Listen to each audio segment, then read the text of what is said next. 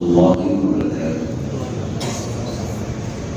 الحمد لله رب العالمين، والصلاة والسلام على سيد الأنبياء والمرسلين وعلى آله الطيبين الطاهرين وأصحابه الأكرمين أجمعين. أعوذ بالله من الشيطان الرجيم. بسم الله الرحمن الرحيم. يا أيها الذين آمنوا اتقوا الله وكونوا مع الصادقين. صدق الله مولانا العظيم وصدق رسوله النبي الأمين الكريم، ونحن على ذلك لمن الشاهدين والشاكرين. إن الله وملائكته يصلون على النبي يا أيها الذين آمنوا صلوا عليه وسلموا تسليما. اللهم صل على سيدنا شفيعنا ومولانا محمد وعلى آل سيدنا شفيعنا ومولانا محمد وبارك وسلم صلاة وسلاما عليك يا رسول الله. اللہ تبارک و تعالیٰ کا فضل و کرم ہے کہ اس نے ہمیں آقائے نامدار مدنی تاجدار دو عالم کے مالک و مختار گلشن ہستی کی اولین فصل بہار سید عالم نور مجسم راحت آدم و بنی آدم سیدنا محمد مصطفیٰ احمد مصطفیٰ صلی اللہ علیہ وآلہ واصحابہ وسلم کی امت میں پیدا فرمائے. ہم اور آپ ارحم الراحمین کی بارگاہ میں جمع ہیں. دعا کرتے ہیں پروردگار ہمارے عبادات کو اپنے حبیب صلی اللہ علیہ وآلہ وسلم کے طفیل شرف قبولیت عطا فرما. آج کا ہمارا موضوع رہے گا پیری مریدی. پیری مریدی کے بارے میں چند باتیں ہم آپ کو آج اپنے وقت کے اندر بتانے کی کوشش کریں گے. اللہ تبارک و تعالیٰ ہمیں سمجھنے کی توفیق عطا فرمائے.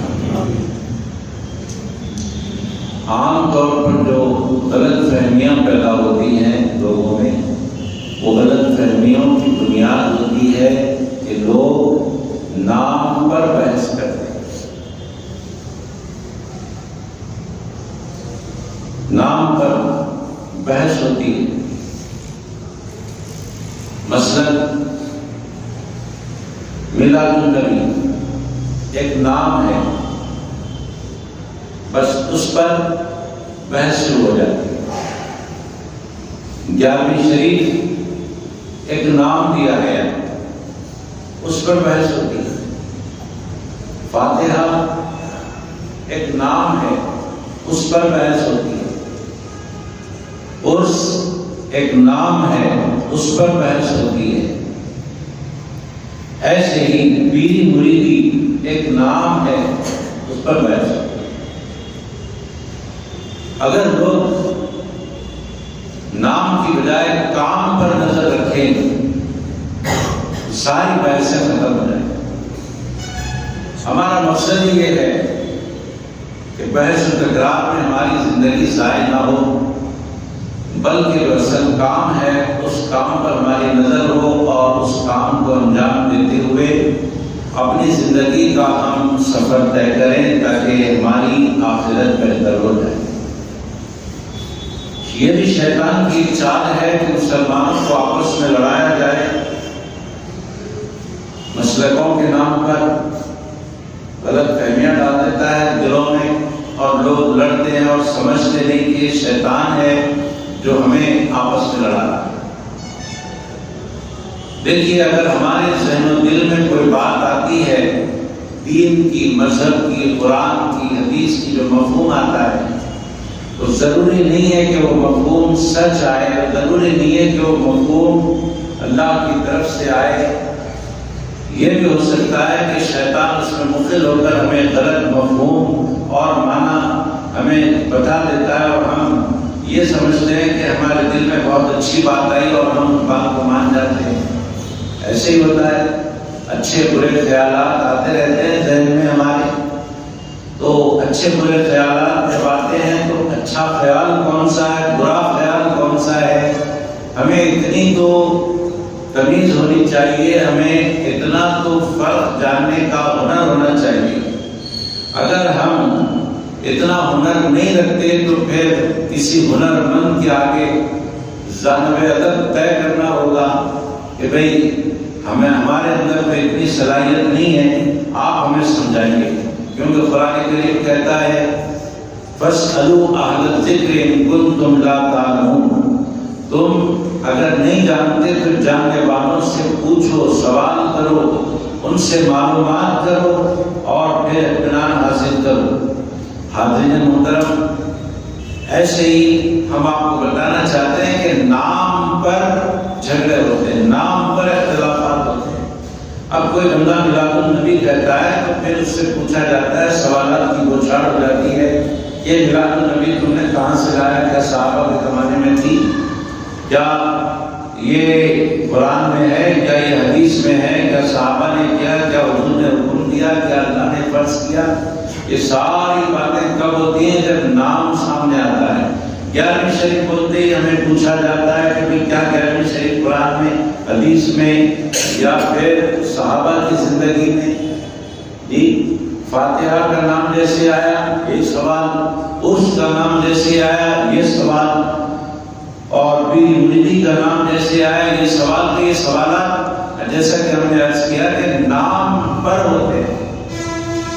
اگر کام پر نظر رکھیں تو کوئی سوال ہی نہیں اٹھے گا، کیونکہ آگے والا بھی اس کام کو ماننے والا ہے، آگے والا بھی اس کام کے آگے سر تسلیم خم کرنے والا ہے، اسے معلوم ہے کہ یہ ساری چیزیں جائز ہیں۔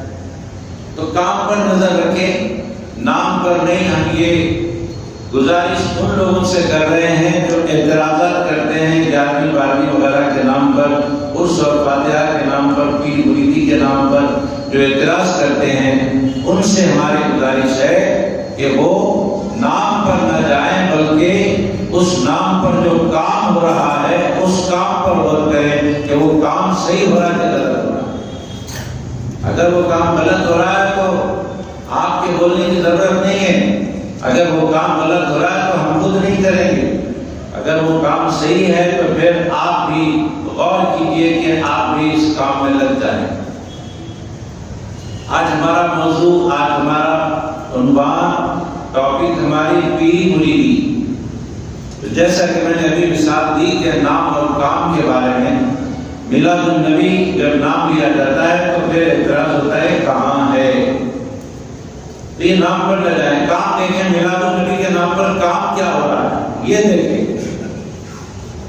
جب میلاد النبی کے نام پر جو کام دیکھیں گے تو اس کام میں کوئی بھی آپ کو غلط نظر نہیں آئے گا۔ کیا ہوتا ہے میلاد النبی میں؟ آپ دیکھیں، نعت خوانی ہوتی ہے، نعت خوانی تو جائز ہے، لوگوں کو کھلایا جاتا ہے، پلایا جاتا ہے، بھوکوں کو، پیاسوں کو، تو کھلانا پلانا تو اچھا ہی کام ہے، جائز کام ہے۔ صلاۃ والسلام پڑھا جاتا ہے، اچھا ہی کام ہے۔ واعظ و بیان ہوتا ہے، اچھا ہی کام ہے۔ نبی پاک علیہ الصلوۃ والسلام کی تعریف ہوتی ہے، نعت خوانی ہوتی ہے، اچھا ہی کام ہے۔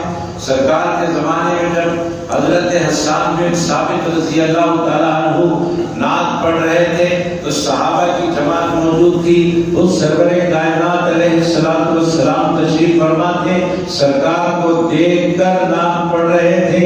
جب نعت پڑھی حضرت حسان بن ثابت نے، آقا نامدار صلی اللہ علیہ وآلہ وسلم نے یہ غلط ہے کہہ کر روکا نہیں، بلکہ حضرت حسان کو دعا دی کہ اے اللہ حسان کی جبریل امین کے ذریعے مدد فرما،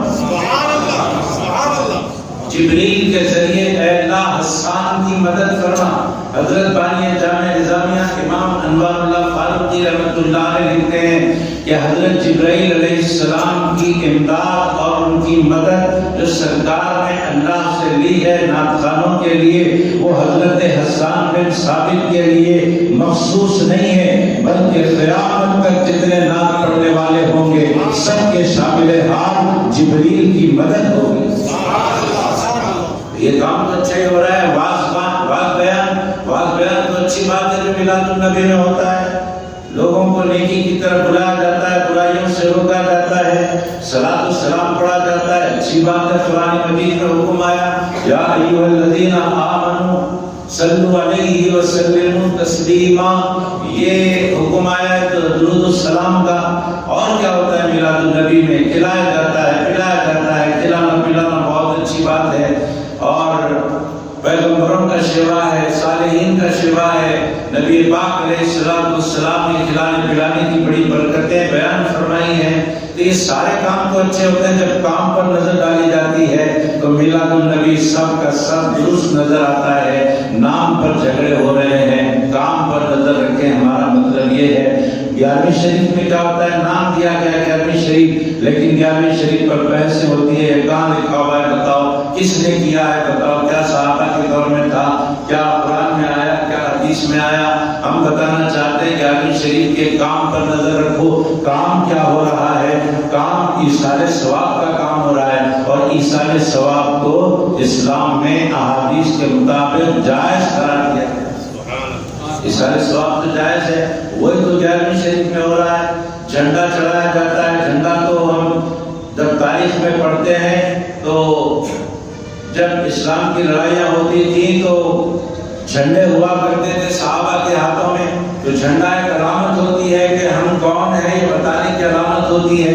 اگر کوئی سنی مسلمان اپنے گھر پر جھنڈا چڑھاتا ہے تو وہ شرک اور بدعت کام نہیں کرتا، وہ کوئی غلط کام نہیں کرتا، بلکہ دیکھنے والوں کو یہ بتانا مقصود ہوتا ہے کہ اس گھر میں سنی رہتا ہے۔ جھنڈا غوث پاک کا اگر گھر پر ہے تو بس اتنا ہی مقصد ہے کہ اس گھر میں جھنڈے والا سنی فاتحہ درود والا رہتا ہے، یہ بتانا مقصود ہے۔ جب گھر پہ جھنڈا ہوتا ہے نا تو ہوتا یہ ہے کہ دکھائی دینے والے شیاطین سے بھی ہم بچ جاتے ہیں، نہ دکھائی دینے والے شیاطین سے بھی ہم بچ جاتے ہیں،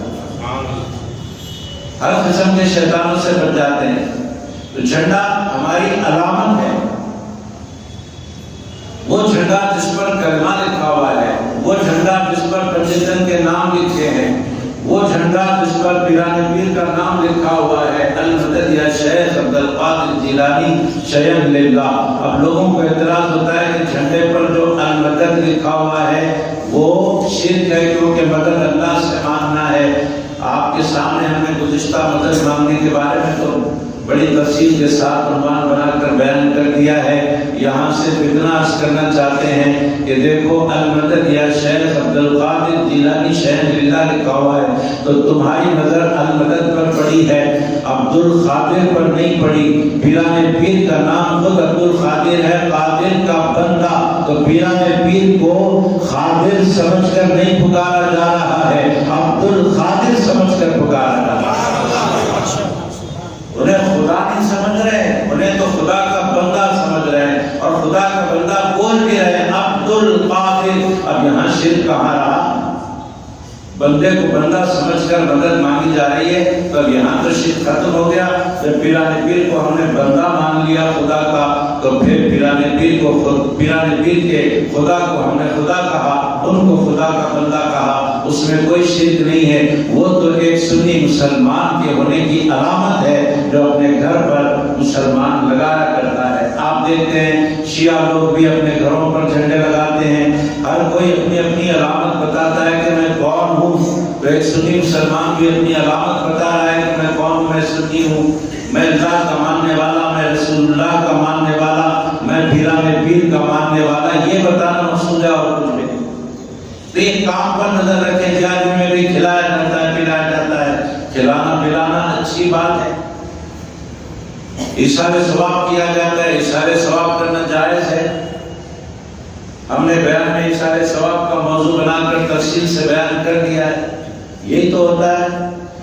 فاتحہ ایک نام آ گیا، فاتحہ پر اعتراضات اور جھگڑے ہونے لگے۔ فاتحہ کے کام پر نظر رکھی جائے تو کوئی جھگڑا نہیں ہوگا، سارے جھگڑے ختم ہو جائیں گے۔ نام پر بچ جائیے۔ فاتحہ میں ہوتا کیا ہے دیکھیے، فاتحہ میں یہی سورہ فاتحہ پڑھی جاتی ہے، اخلاص پڑھا جاتا ہے، فلق اور ناس پڑھا جاتا ہے۔ آیت الکرسی پڑھی جاتی ہے، جس قدر ہو سکے قرآن پڑھتے ہیں اور پھر مرحومین کو اشارے ثواب کرتے ہیں۔ یہ ساری چیزیں تو اپنی جگہ جائز ہیں، اس میں کون سی چیز ناجائز ہے؟ کام پر نظر رکھیے، نام پر نہ جائیے، کام پر جائیں گے تو سارے مسئلے حل ہو جائیں گے۔ فاتحہ اس کا نام رکھا گیا عرف میں تاکہ لوگوں کو آسانی سے پتہ چل جائے۔ جی جیسے کہ ایک کسی استاد نے اپنے شاگرد سے کہا ہو، بیٹا قل اللہ پڑھو، قل اللہ پڑھو، تو وہ بچہ جو شاگرد ہے کیا وہ قل اللہ پڑھے گا؟ صرف قل اللہ قل اللہ قل اللہ قل اللہ پڑھے گا؟ نہیں، وہ کیا کرے گا؟ قل هو اللہ احد اللہ الصمد لم یلد ولم یولد ولم یکن لہ کفوا احد۔ تو استاد بول رہے ہیں قل اللہ پڑھو، تو شارٹ میں بول دیے، تو بچے کا کام ہے سمجھ جانا کہ پوری سورت پڑھنے کا حکم ہو رہا ہے۔ ایسے ہی فاتحہ اس لیے نام رکھا گیا کہ وہ جو سورتیں پڑھی جاتی ہیں جن کے پڑھنے کا ثواب کثرت سے بتایا گیا کہ کم وقت میں چند آیات پڑھ لیں گے تو زیادہ ثواب مل جائے گا مرحومین کو، اس میں سورہ فاتحہ پڑھی جاتی ہے، اس لیے فاتحہ اس کا نام رکھ دیا گیا۔ فاتحہ بولتے ہی سمجھ جانا کہ تمام مخصوص صورتیں پڑھنا ہے جس کے پڑھنے سے کم وقت میں زیادہ ثواب مل جاتا ہے۔ کام پر جائیں تو جھگڑا ختم ہے، ایسے اس ناجائز لوگ بول دیتے ہیں، لیکن جب کام پر نظر کی جاتی ہے تو وہاں پر کوئی اعتراض کی گنجائش باقی نہیں رہتی، کیونکہ اس میں کوئی ناجائز کام نہیں ہوتا۔ اس میں ہوتا کیا ہے؟ زیارت ہوتی ہے قبر کی، قبر کی زیارت تو سنت ہے اور احادیث مبارکہ میں آیا ہے، نبی پاک صلی اللہ علیہ وآلہ وسلم نے خود قبروں کی زیارت کی ہے۔ شہداء احد کے پاس ہر سال سرکار جایا کرتے تھے اور قبروں کی زیارت کی ہے۔ قبروں کی زیارت بھی جائز کام ہے۔ اور کیا ہوتا ہے اس میں؟ فاتحہ پڑھی جاتی ہے، ابھی آپ نے سنا فاتحہ کے بارے میں۔ اور کیا ہوتا ہے اس میں؟ کھلایا پلایا جاتا ہے، کھلانا پلانا تو اچھی بات ہے، ابھی آپ نے وہ بھی سن لیا۔ اور کیا ہوتا ہے؟ ختم ہوشی کی جاتی ہے کسی ولی کے مزار کی، وہ بھی جائز ہے۔ صحابہ کرام نے سرکار کی مزار شریف کا بوسہ لیا ہے۔ جب تک آقا دو جہاں علیہ السلام اس دنیا میں جلوہ گر رہے، صحابہ کرام نے سرکار کے ہاتھ کو بھی چوما، سرکار کے پیر کو بھی چوما۔ انشاءاللہ تعالیٰ ختم ہوشی چومنے اور پوجنے کے بارے میں باضابطہ ایک موضوع بنا کر کسی جمعہ میں آپ کے سامنے پیش کیا جائے گا۔ یہاں صرف اتنی بات عرض کرتا ہوں کہ صحابہ کرام نے سرکار کے ہاتھ کو بھی چوما، سرکار کے پیر کو بھی چوما۔ اب پوچھتے ہیں کہ کیا صحابہ کے دور میں تھا؟ ایسی روایتیں موجود ہیں، لیکن یہ لوگ پڑھتے نہیں، اور اگر پڑھتے بھی ہیں تو لوگوں کو بتانا نہیں چاہتے، کیونکہ اگر بتائیں گے تو پھر ان کے منصوبے فیل ہو جائیں گے۔ حاضرین محترم، یہ ہوتا کیا ہے؟ اس میں قبر کا بوسہ لیا جاتا ہے، قبر پر پھول چڑھائے جاتے ہیں۔ پھول چڑھانا بھی کوئی ناجائز کام نہیں ہے۔ آقا دو جہاں صلی اللہ علیہ وآلہ وسلم نے دو قبروں پر ہری ٹہنیاں لے کر، ایک ہری ٹہنی لے کر اس کے دو ٹکڑے کیے اور دو قبروں پر ایک ایک ہری ٹہنی کا ٹکڑا لگا دیا۔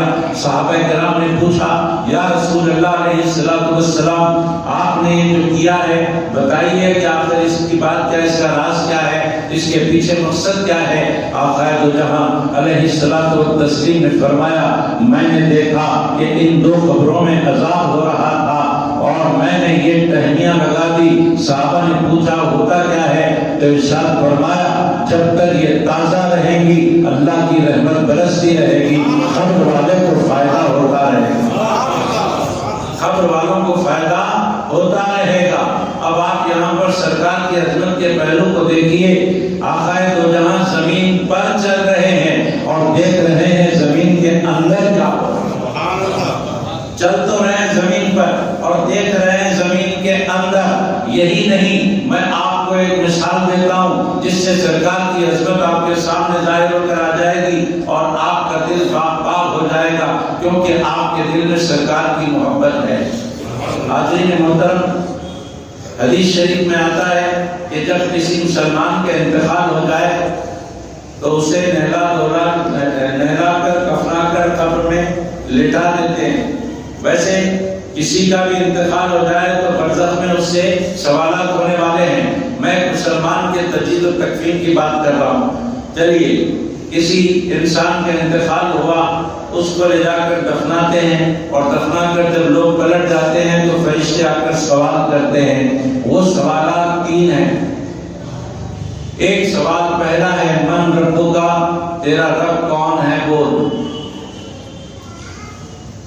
دوسرا سوال ہوتا ہے ما دینوں کا، تیرا دین کیا ہے. تیسرا سوال ہوتا ہے ما کنت تقول فی حق ھذا الرجل. فرشتے سرکار کے چہرے مبارک کو بتاتے ہیں، سرکار کو بتاتے ہیں. اہل سنت والجماعت کا عقیدہ اس حدیث پاک کی روشنی میں ھذا کس کو بولیں گے؟ یہ فرشتے ایسے بتا کر اشارہ کر کے اس مرد کے بارے میں تو دنیا میں کیا بولتا تھا، کیا عقیدہ رکھتا تھا ان کے بارے میں. اہل سنت والجماعت کے علماء فرماتے ہیں سمجھ لو اس حدیث پاک سے کہ جب سوال ہوتا ہے، فرشتے سوال کرتے ہیں تو قبر میں سرکار تشریف لاتے ہیں.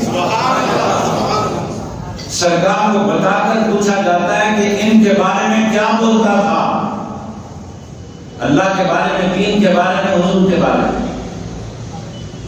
کیا بولتا تھا. تو بتائیے، یہاں غور کیجئے تو بات سمجھ میں آتی ہے. آج کے دور پر غور کریں، قبر میں لٹا دیا گیا، فرشتے سوال کر رہے ہیں، سرکار موجود. پوری دنیا میں ایک ہی وقت میں ہزاروں جگہ فرشتے سوال کر رہے ہیں. بھائی بارکس کے قبرستان میں ایک وقت میں 2-3 ہوں گے. چلیے ایسے قبرستان پوری دنیا میں کتنے ہیں؟ ہزاروں آدمی ایک ہی وقت میں دفن ہو رہے ہیں، ایک ہی وقت میں فرشتے سوال کر رہے ہیں، اور ایک ہی وقت میں حضور کو بتا کر پوچھ رہے ہیں. تو پتا چلا ایک ہی وقت میں ہزاروں قبروں میں سرکار موجود ہے. ایک ہی وقت میں ہزاروں قبروں میں سرکار موجود ہے. یہ بات معلوم ہو گئی. اب اگر کسی کو یہ شک ہو کہ سرکار تو ایک ہے لیکن اتنی جگہوں پر کیسے وہ حاضر ہو سکتے ہیں، تو ہم عرض کرنا چاہتے ہیں بتاؤ سوال کرنے والے فرشتے کتنے ہیں؟ 2. سوال کرنے والے فرشتے نکیرین 2 ہیں. ایک ہی وقت میں ہزاروں جگہ 2 فرشتے موجود ہیں کہ نہیں ہے؟ ایک ہی وقت میں ہزاروں جگہ وہ فرشتے سوال کرنے والے موجود ہیں. یہ ماننا پڑے گا. تو پھر یہ بھی ماننا پڑے گا کہ اللہ نے فرشتوں سے بڑا درجہ پیغمبروں کو دے رکھا ہے. پیغمبروں کو فرشتوں سے بڑا درجہ دے رکھا ہے. جب پیغمبر پہنچ سکتے ہیں ہزاروں جگہ ایک وقت میں، تو پھر پیغمبروں کا امام کیسے نہیں پہنچ سکتا؟ فرشتے پہنچ رہے ہیں، پیغمبروں کا امام کیسے نہیں پہنچے گا؟ آپ کو پتا ہے حدیث شریف میں آیا جب سرکار معراج شریف کے لیے تشریف لے گئے اور مسجد حرام سے مسجد اقصی گئے. سب کو معلوم ہے کہ مسجد اقصی میں پیغمبروں کی سرکار نے امامت فرمائی.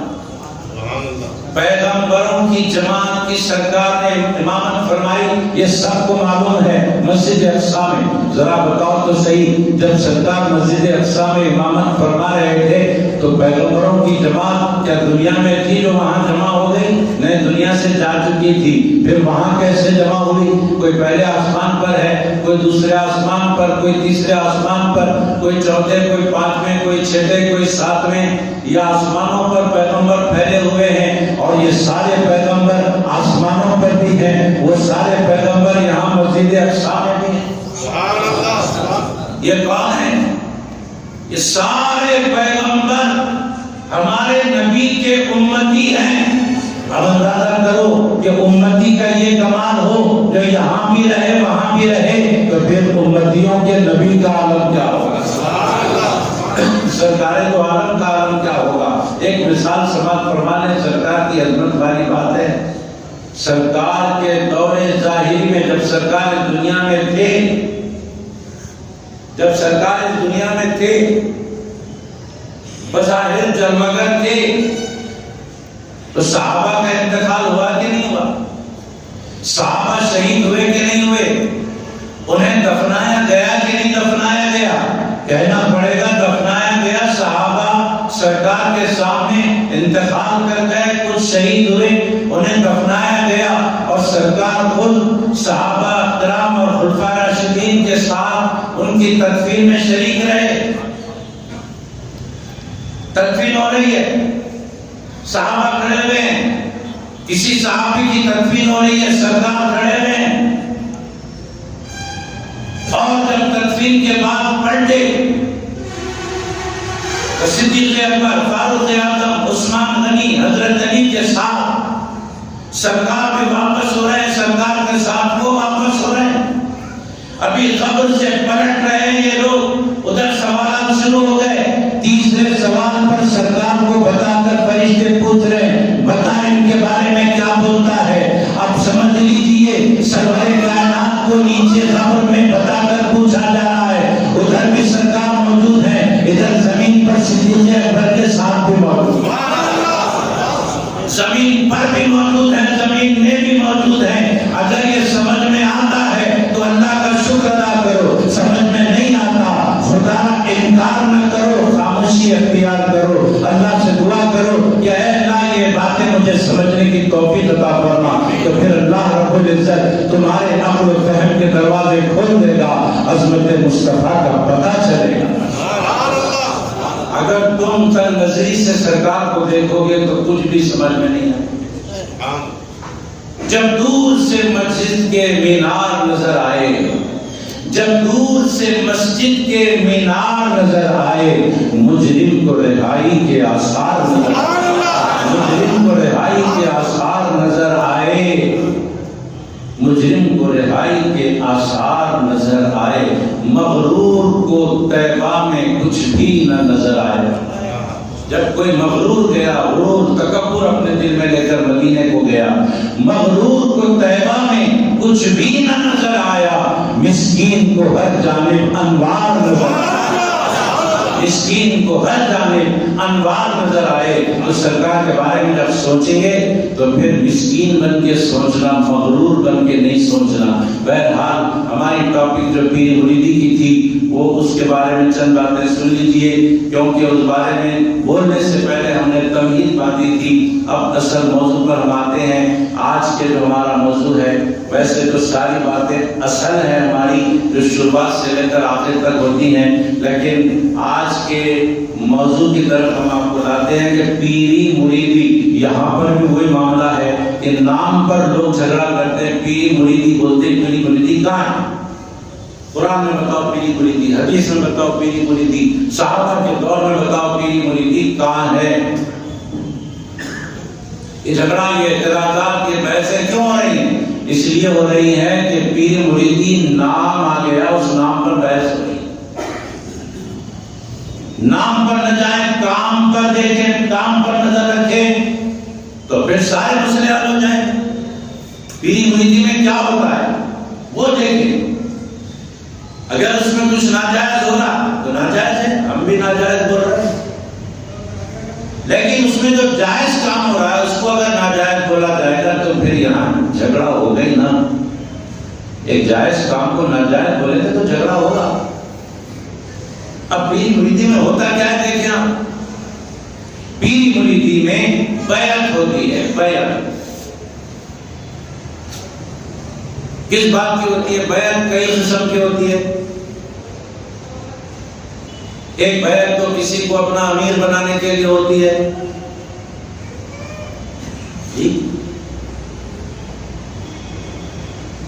کسی کو اپنا حاکم بنانے کے لیے بیعت ہوتی ہے، سب مل کر کسی کو اپنا حاکم بنا لیتے ہیں۔ جیسے آج کل ہمارے دور میں جو سسٹم چل رہا ہے، ووٹنگ کا سسٹم، ووٹنگ، جس قائد کو زیادہ ووٹ مل گئے وہ قائد بن جاتا۔ 100 میں سے 51 آدمی 50 پر ایک آدمی بھی اگر ڈال دے وہ قائد بن گیا، یا پھر اس کے مقابل میں جو آدمی ٹھہرا ہوا ہے وہ مقابل کا آدمی 70 ووٹ لا لیا اور ایک دوسرا آدمی 70 پر 1 ووٹ لا لیا تو پھر 71 والا کامیاب ہو جائے گا، وہ قائد بن جائے گا۔ تو یہ سسٹم جو آج ووٹنگ کا ہے، یہ ووٹنگ کا سسٹم اس وقت نہیں تھا، اس وقت بیعت کا سسٹم تھا کہ کسی کو حاکم مقرر کرنا ہے تو سب لوگ مل کر کسی ایک آدمی جس کو چاہتے ہیں لوگ اس کے ہاتھ پر بیعت کر لیتے ہیں۔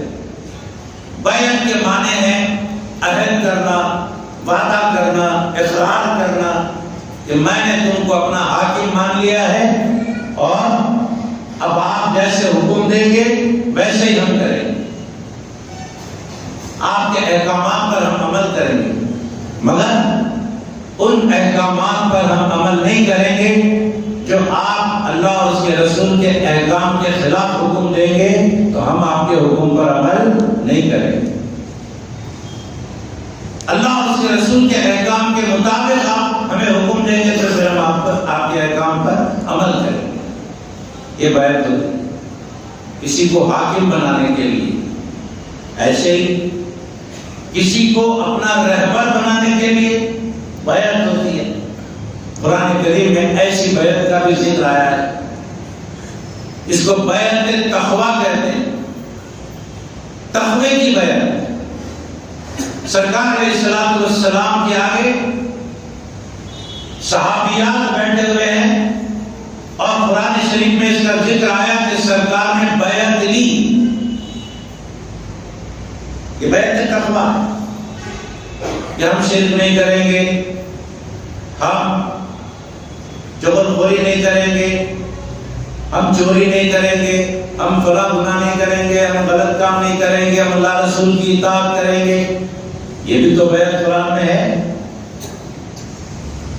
اب پیری مریدی میں یہی تو ہوتا ہے، ایک مرید اپنے پیر کے ہاتھ میں ہاتھ دیتا ہے اور وعدہ کرتا ہے کہ حضرت آپ اللہ کے نیک بندے ہیں، آپ کے ہاتھ پر میں وعدہ کر رہا ہوں، ابھی تک جتنے گناہ میں نے کیے ہیں میں ان تمام گناہوں سے توبہ کرتا ہوں اور میری جتنی بھی زندگی بچی ہے اس تمام زندگی کے دنوں میں اللہ اور اس کے رسول کی اطاعت کروں گا، فرما برداری کروں گا، نمازوں کی پابندی کروں گا، جھوٹ نہیں بولوں گا، داڑھی چھوڑوں گا، اسلامی لباس پہنوں گا اور سر پہ ٹوپی پہنوں گا، تمام فرائض اور سنتوں کے پابند رہوں گا، تمام سنتوں پر عمل کروں گا۔ یہ سب عہد ہوتا ہے، یہ سب وعدہ لیا جاتا ہے۔ یہ کیا کوئی بری بات ہے، برا کام ہے؟ یہ کسی اللہ والی کے ہاتھ پر توبہ کر لیا اور پھر وعدہ کر لیا کہ میں آئندہ سے ایسے کوئی گناہ نہیں کروں گا، یہ کوئی بری بات ہے؟ یہ تو بہت اچھی بات ہے۔ اس سے اچھی بات کیا ہے کہ ایک بندہ اپنے گناہوں پر نادم ہے۔ اللہ فرماتا ہے، اللہ کے نبی علیہ الصلوۃ والسلام فرماتے ہیں کہ جب بندہ توبہ کرتا ہے سچی تو پھر پروردگار عالم اس کے نامہ اعمال سے گناہوں کو مٹا دیتا ہے۔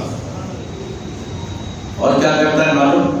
وہ گناہ کرتے وقت جتنے لوگوں نے اس گناہ کو دیکھا وہ سب گواہ ہو گئے نا۔ سچی توبہ کرتے ہی وہ دیکھنے والوں کی یادداشت سے بھی مٹا دیتا ہے، ان کو بھی یاد نہیں رہتا کہ بندہ کب کیا کیا تھا، اللہ وہاں سے بھی مٹا دیتا ہے۔ یہ اچھا ہی کام ہے، اس سے برا کام کیا ہے؟ وعدہ کر رہا ہے کہ ایک شیخ کے سامنے بیٹھ کر کے میں داڑھی چھوڑوں گا، میں نماز کی پابندی کروں گا، میں سارے کام کروں گا، اچھے اچھے کام کروں گا، اس میں بری بات کیا ہے؟ یہی تو بیعت میں پیری مریدی میں ہوتا ہے۔ اور کیا ہوتا ہے اس سے؟ اب مثالیں ہمارے سامنے رکھتے ہیں کہ فلاں شیخ نے ایسا کر دیا، فلاں شیخ نے ایسا کر دیا۔ بھائی فلاں شیخ اگر کیا ہے تو اس کا انفرادی معاملہ ہے، آپ سب پر کیوں تھوپ رہے ہو؟ اگر کوئی مسلمان غلط کام کرتا ہے تو کیا اس کا الزام اسلام پر لگائیں؟ فلاں مسلمان نے ایسا کیا لہذا اسلام خراب ہے، ایسا بولیں گے؟ مسلمان کو بولیں گے کہ اسلام کو بولیں گے؟ ایسے ہی اگر کوئی شیخ یا کوئی مرید کچھ غلط حرکت کرتا ہے تو پھر اس شیخ کو یا مرید کو کہا جائے، پیری مریدی کے نظام کو نہ کہا جائے۔ یہ تو بڑا پاکیزہ نظام ہے۔ یہاں تو بھٹکے ہوئے آ کر صراط مستقیم پا لیتے، یہاں تو اللہ سے دور رہنے والے آ کر اللہ کے قریب ہونے کی کوشش میں لگ جاتے ہیں۔ یہ پیری مریدی۔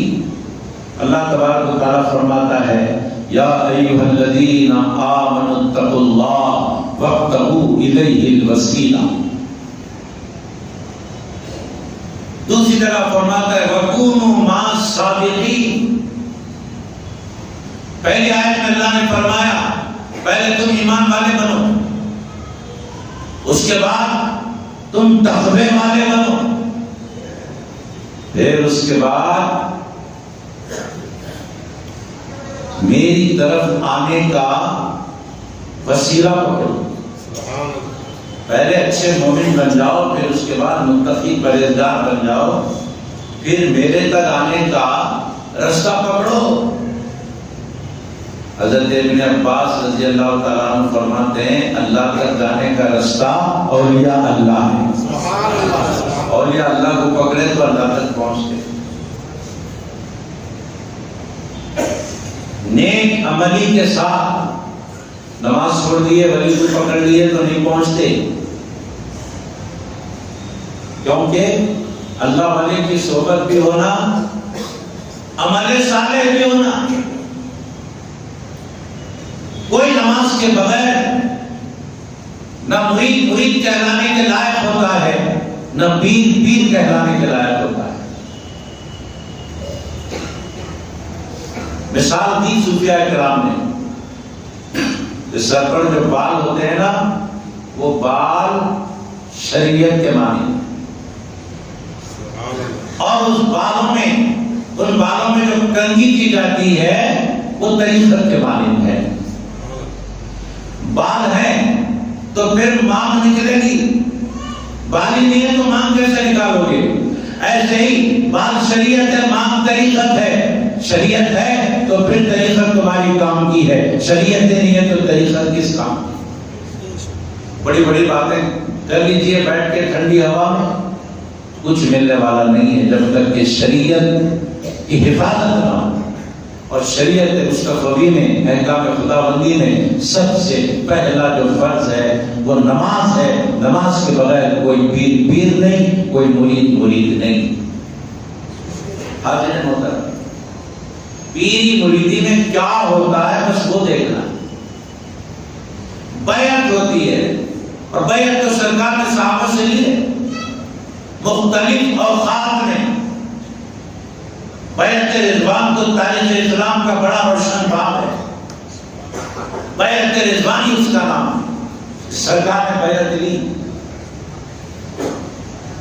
اور تم سے بیعت لی ہے سرکار نے بغیر ہاتھ ملائے۔ مردوں سے ہاتھ ملا کر بیعت لیتے تھے سرکار، عورتوں سے بغیر ہاتھ ملائے بس سامنے بٹھا کر زبانی بیعت ہوتی۔ حاضرین محترم، بیعت تو لی گئی ہے، بیعت کا سلسلہ تو اسلام میں ہے، سرکار کے دور میں ہے، صحابہ کے دور میں بیعت لی جاتی تھی۔ وہ ایک طریقہ ہے، جیسے کہ آج کسی کو اپنا قائد بنانے کے لیے طریقہ بنایا گیا، آپ کے سامنے ہم نے رکھا۔ تو یہ بیعت تو ہے، اور یہ بیعت تقویٰ ہے، اچھی بات ہے۔ جب بیعت ہوتی ہے تو آدمی کسی اللہ والے سے جڑ جاتا ہے۔ یہ جڑ جانا قرآن میں لکھا ہوا ہے، وَاتَّقُوا، ایمان ڈالیے، متقی ہو گئے۔ اب پکڑو اللہ والے کو، اب ترقی کرو، اب اللہ کی طرف پہنچنے کی کوششیں شروع کر دو۔ دوسری آیت میں وَكُونُوا مَعَ الصَّادِقِينَ، سچوں کے ساتھ ہو جاؤ، جو بولنے میں بھی سچے ہوں، جو کرنے میں بھی سچے ہوں، ان کی نس نس، ان کا رونٹا رونٹا سچائی کا اعلان کرنے والا۔ سچے کون ہیں؟ اللہ کے اولیاء سچے، جو بولتے بھی ہیں تو سچ بولتے ہیں، کرتے بھی ہیں تو سچ کرتے ہیں۔ تو ایک طرف اللہ فرماتا ہے کہ اے مومنوں متقیوں میری طرف راستہ تلاش کرو میری طرف آنے کا، دوسری طرف فرماتا ہے وہ راستہ جب تم تلاش کرنے نکلو گے تو پھر ایسے ویسے لوگ بھی تمہارے نظر میں پڑیں گے، انہیں نہیں سمجھنا کہ یہ لوگ مجھے خدا تک پہنچانے والے ہیں۔ ان کا ایمان و عقیدہ دیکھو، کوئی بھی اگر ڈریسنگ کر کے بیٹھ گیا کہ میں پیر ہوں تو وہ پیر نہیں ہوتا۔ کسی پیر کو پرکھنے کے لیے پہلے دیکھنا پڑتا ہے کہ اس کا عقیدہ کیا ہے، عقیدہ اہل سنت والجماعت کا ہو، اس کے بعد اس کا عمل دیکھا جاتا ہے کہ یہ فرائض پر عمل کرنے والا ہے کہ نہیں ہے۔ سنی تو ہے مگر عمل نہیں کرتا، وہ پیر کہنے کے لائق نہیں رہتا۔ تقویٰ و پرہیزگاری کے بعد پھر یہ بھی دیکھنا ہے کہ اس کا سلسلہ سرکار دو عالم تک پہنچتا ہے کہ نہیں پہنچتا، بیچ میں کہیں ڈسکنیکٹ تو نہیں ہے، یہ تنہا پیر بن کے بیٹھ گیا، اس کے اوپر سلسلہ ہے کہ نہیں ہے یہ بھی تو دیکھنا ہے، پوری زنجیر دیکھنا کہ یہاں سے سرکار دو عالم تک اس کا سلسلہ بیعت کا ہے کہ نہیں ہے۔ چھڑا دیتی ہے فکر غیر سے تاثیر میخانہ، چھڑا دیتی ہے فکر غیر سے تاثیر میخانہ، ملی ہے عرش کی زنجیر سے زنجیر میخانہ۔ پیر کا تعلق دادا پیر سے ہونا، اس کے اوپر پیرانے پیر سے ہونا، اس کے اوپر سرکار دو عالم تک پورا سلسلہ جانا، وہ شجرہ بھی دیکھنا ضروری ہے، ورنہ پھر نقلی پیر کہے گا کہ میں پیروں آ جاؤں مرید ہو جاؤں، اس کا سلسلہ ہی نہیں ہے سرکار تک، اسے پکڑ کر کیا فائدہ۔ عقیدہ دیکھنا سنی جماعت کا ہو، تقویٰ دیکھنا، سلسلہ دیکھنا، مرید ہو جانا، سمجھا؟ جب ایسا کریں گے تو یوں سمجھو کہ اپنے آپ کو آپ نے اللہ تک پہنچنے کے راستے پر ڈال دیا، اسی کا نام بیعت ہے۔ اب کسی کو اس بات پر اعتراض نہیں ہوگا، کسی غیر سنی کو بھی اعتراض نہیں ہوگا کہ تقوی کے لیے بیعت اگر کوئی کر رہا ہے کسی اللہ کے نیک بندے عالم فاضل پیر سے تو کیا بھئی یہ غلط ہے؟ تو غیر مخلف بھی بولے گا کہ نہیں بھئی یہ تو جائز ہے، یہ تو جائز ہے کہ کوئی بندہ وعدہ کر رہا ہے کسی کے سامنے بیٹھ کے کہ میں اپنے گناہوں سے توبہ کرتا ہوں اور اپنی پوری زندگی اللہ اور اس کے رسول کی اطاعت میں گزارنا چاہتا ہوں، کون وہابی ہے جو اس کو غلط بولے گا؟ صحیح بولے گا؟ لفظ پوری پیری مریدی پر جھگڑے ہو رہے ہیں، یہ نام پہ نہ جا کر کام پہ جائیں۔ ایک بات یاد رکھیں، پیران پیر غوث اعظم دستگیر رضی اللہ تعالیٰ عنہ کی دعا ہے، دعا اے اللہ جتنے قیامت تک میرے سلسلے میں مرید ہوں گے بغیر توبہ کے ان کو دنیا سے نہیں اٹھانا، انتخاب سے پہلے توبہ کی توفیق دے دینا۔ سبحان اللہ۔ پیران پیر اللہ سے دعا کر رہے ہیں کہ تمام مریدوں کو توبہ کی توفیق ہو جائے۔ اب اللہ کا ولی ولیوں کا سردار اللہ سے دعا کر رہا ہے تو کیا اللہ اسی دعا رد کرے گا؟ یاد رکھو ہر مرید مرنے سے پہلے توبہ کر کے پاک و صاف ہو کے دنیا سے جائے گا، انشاءاللہ تعالیٰ پاک و صاف ہو کر جائے گا۔ یہ پیری مریدی کی برکت ہے۔ آپ دیکھیے سچے پیروں کے جو لوگ مرید ہوتے ہیں ان کی زندگی بدل جاتی ہے۔ اگر وہ ظالم تھا تب رحم دل ہو جاتا ہے. بھائی اچھے لوگوں کی مثال لیجیے آپ. اعتراض کرنے والوں سے گزارش ہے اچھے پیروں کی مثال لیجیے تو پھر آپ کو سمجھ میں آئے گا پیری مریدی کی برکتیں کیا ہوتی. ایک فاحشہ عورت تھی، فاحشہ عورت، اس کا کاروبار تھا جسم فروشی. حضرت بایزید بستامی رحمت اللہ علیہ ایک دن اس کے گھر پر جا کر بیٹھ گئے. اس کا کاروبار بند ہو گیا. جو لوگ اس کے پاس آیا کرتے تھے وہ سب لوگ حضرت کو دیکھ کر رک گئے، کوئی نہیں آیا. وہ فاحشہ عورت بولی بڑے حضرت یہاں سے جائیے، میرا کاروبار خراب ہو رہا. حضرت نے فرمایا کتنا کاروبار ہوتا ہے ایک دن میں، ایک رات میں؟ کہا اتنا ہوتا ہے، پورا پیسہ مجھ سے لے لے، آج کی رات میرے نام کر. ٹھیک ہے مجھے پیسے سے غرض ہے، دے دو پیسہ. پورا پیسہ ایک رات کا آپ نے دے دیا. اب ساری رات میں جیسے بولوں گا تو تجھے ویسا کرنا پڑے گا کیونکہ میں نے پیسہ دے دیا. ٹھیک ہے. حضرت نے فرمایا وصول کر لے، وصول کر لی. حضرت نے فرمایا آدھی رات کا وقت ہے. فرمایا چل مصلی بچھا، مصلی بچھائی. فرمایا 2 رکعت نماز پڑھ. جب ولی سے کوئی قریب ہو جاتا ہے یا ولی کسی کے قریب ہو جاتا ہے ہدایت کی راہیں ہموار ہو جاتی ہیں. مصلی بچھا دی، 2 رکعت نماز پڑھ. شروع کر دی نماز. قیام کیا، رکوع کیا، سجدے میں گئی. جیسے سجدے میں گئی حضرت بایزید بستامی رحمت اللہ علیہ کے ہاتھ دعا کے لیے اٹھ گئے کہ اے اللہ یہاں تک لانا میرا کام تھا، آگے سنبھالنا تیرا کام. وہاں سے نکل گئے حضرت. سلام پھیری. سلام پھیرنے کے بعد جب دیکھی ادھر ہے تو دیکھا کہ اس کے گھر سے نکل کر حضرت جا رہے ہیں. دوڑتی بھی گئی اور ہاتھ پکڑی. کہا حضرت، دامن پکڑ کر کہا کہ کہاں جا رہے ہیں؟ حضرت نے فرمایا میرا کام ہو گیا، میں جا رہا ہوں.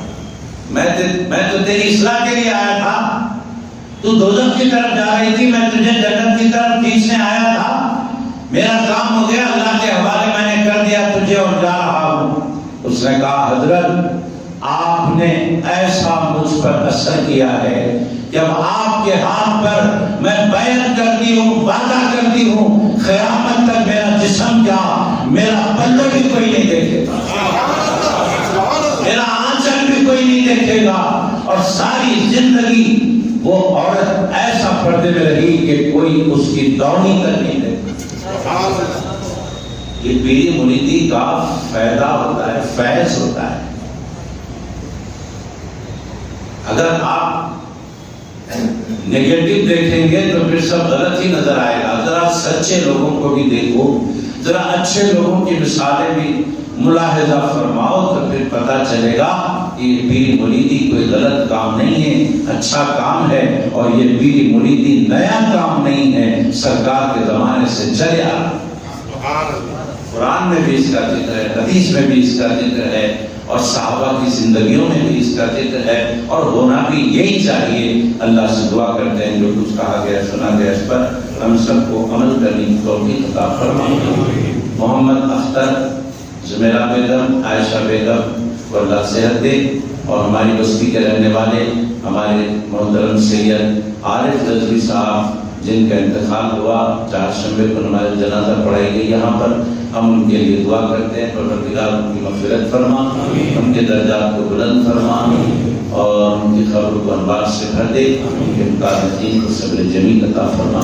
ہم سب کو دنیا میں رہ کر آخرت کی تیاری کرنے کی توفیق عطا فرما. صلی اللہ تعالیٰ علی خیر خلقہ ونور عرشہ سیدنا محمد وعلی آلہ وصحبہ اجمعین.